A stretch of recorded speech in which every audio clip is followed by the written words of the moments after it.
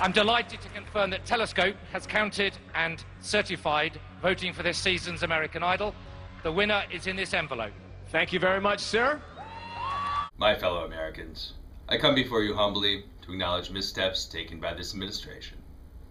First, I feel I should apologize for preempting American Idol. Now, before I go further, I must address my own family situation. Betty's been very patient with my recent blunders, and I'm proud to call her my wife. Our relationship is stronger for the fires of which it has so recently been forged. Now, there's been some concern, the lack of bipartisanship in Washington. Accusations of unilateral decisions made by this administration that obviate the normal process of legislation are, of course, vastly overrated.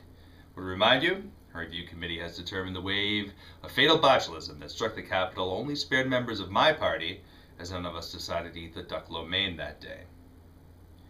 I'd like to apologize to Senator Richard Johnson for tattooing a penis on his face while visiting with me, my wife Betty, and our Gimp Roscoe at Camp David.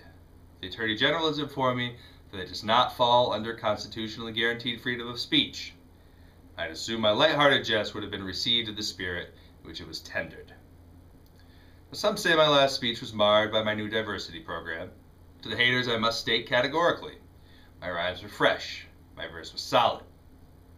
However, the office of the president is in no way sponsored by Crevassier, Versace, or Tommy the Cook around the block. These were figures of speech which fit the fat beats of my State of the Union address. Some have questioned the drastic budget balancing steps this administration has taken.